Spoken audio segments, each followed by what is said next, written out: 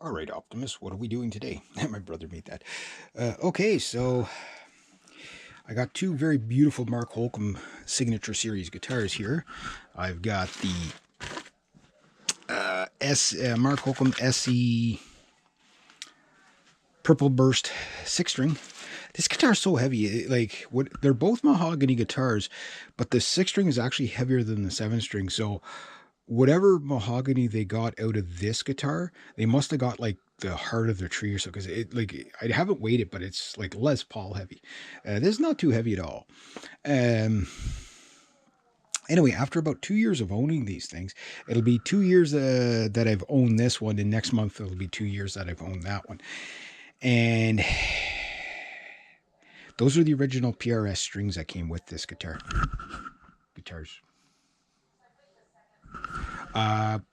Like I've been saying, I don't normally change my strings unless I break a string or I'm gigging. When I'm gigging, I change my guitar strings a lot more. Like I used to change years ago when I used to play live like 4 nights a week. I would change my guitar strings on my main guitar before every gig, and especially with a Floyd Rose, that was a real pain in the butt. Now it's kind of like if it don't break, yeah. So these strings are.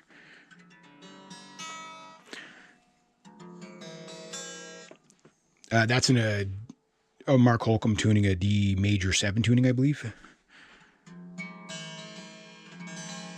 The wax wings tuning, the standard tuning, B standard.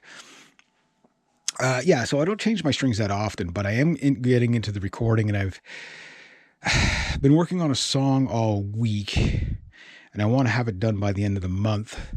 So I'm going to put new strings on both guitars, but today I'm just going to focus on this guitar.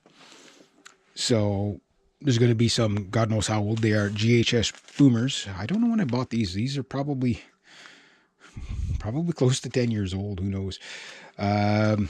This month is also the month I pay off my drum kit. So what's going to happen is when I pay off the drum kit, obviously I'm going to give myself a little bit of a break because I still have 2 chainsaws that I got to pay off on my credit card as well. But I'll have under $2,000 to pay, so that's not too bad. I'm going to go out and stock up on all kinds of strings. Yes, there's still more guitars that I want to buy, but I'm at the point now where my guitars are so good. Like, guys, if this was the only guitar I ever owned, need not want, it is so good. Same with this. This is I think the best 7 string on the market for the money. Well, when you got it for this money. This same guitar, the Blueburst version of this is, I think, $300 more. And same with this one. Although, if you had the money over Christmas, you could have got these, the new versions of it for almost the same price as these, but even at the prices that they're at, they're still as good as a professional guitar can get. Like the necks on these things are just, there's nothing else on the market quite like it. They're incredible. If you get a chance to try one. You will find them a little bit strange with the flat, really extremely flat fretboards. But once you get used to it, like it's just, and as a recording guitar, this one's really good. Really good as a recording guitar. It's just the Alpha and Omegas are really clear. I really do want to try the Scourge and the Scarlet if they're even clearer than these. So like if you're a real high gain type of guy, the articulation, and it's the little stuff that you hear. Yeah, these are really good guitars. There's a reason why Mark Holcomb plays these guitars live. He doesn't play, like, I'm sure he plays some of his core models live, but this is what he gigs with, is these. He goes like right off the shelf. The one thing that's different on his is that he's upgraded the tuners to locking tuners for faster string changes. But I've never had any tuning issues with these guitars, and I play the crap out of them. So let's have a look at that while the sun's hitting it. Have a nice look at that. Look at the finish on that flame maple. Oh, so gorgeous. So what I'm going to do is is get the strings off them, clean up the guitar. I got some fretboard juice there, so that's conditioner and just regular guitar polish. And one of you guys commented last time that when I was putting the polish on, where I was just spraying it on the guitar and then wiping it off, that I should spray the rag and then wipe it. Yeah, you're 100% correct. I should do it that way. And sometimes I do, sometimes I don't. But if you wipe it the second you put you're not soaking. You don't never soak the guitar, right? You just give it a quick spray and you wipe it down. That I've never had a problem doing that either. But yeah, you are correct. You're probably better off to spray your lint-free cloth first than to spray directly onto the finish. Whatever that, get off my guitar.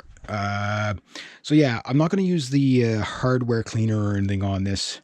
I'm just going to, just get in there with the noodle with that. But I'm going to take all the strings off and give it a real good cleanup. Now, this guitar is intonated for drop C tuning. This one's standard tuning, but this one's for drop C tuning. Now, when I change the strings on this, I'm probably going to go back to drop C tuning. And even though I've been writing the song in this wax wings tuning, and I'll go back to that after. But for now, I'll just go to the drop C tuning. Maybe revamp the song that I'm writing right now. I'm not sure exactly what I'm going to call it. It might be called drop the rose dropped.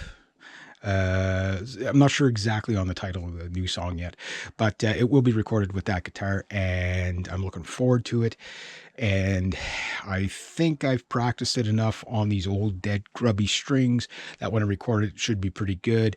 That these brand new strings, you should get to hear some nice new strings. You should have new strings every time you record live. So I might get in, now that I'm paying off my drum kit, I might get into the habit of stocking up on strings and at least changing my strings once a month. So the reason why I haven't changed my strings that often is for two reasons. Number one, I'm not gigging. The other one, I'm not breaking strings. I mean, these are the original strings that came with the guitar. And they're actually really good strings. They're PRS strings. Problem is when I go to the music store, they're never in stock. They do carry them, but they're never in stock. So I do like the sound of them, but strings are a whole, I mean, you can buy one guitar and 1,000 packs of strings, and you'll get something different out of every string. So never underestimate the tonal qualities of your strings for sure. Yeah, I got it one more time. So anyway, I'm going to get the guitar really cleaned up. Get the new strings on it, have it ready for tomorrow, start recording tomorrow. Either I'll record in drop C or go to that D major 7 tuning, which I should probably tune another guitar to that so that I can find that tuning again. But I don't know, I might do something else. I might do it in double drop C, where you got the drop C here and you got the double drop C here. So I'm not sure exactly what I'm going to do for tuning. I might play around a little bit before I do the full recording, but I want to keep the strings as fresh as possible for the recordings. So going forward, I won't be changing the strings on every guitar every month, because that's a lot of strings. That's a lot of strings. That's a lot of time.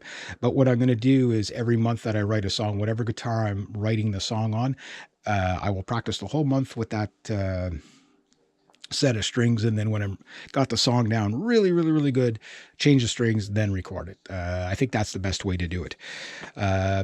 Problem is I write songs so fast, but I'm trying to slow down the rate of which I write songs and just put more quality into the songs I'm writing. So the last song came out not too bad. Did I release it? Yeah, I did.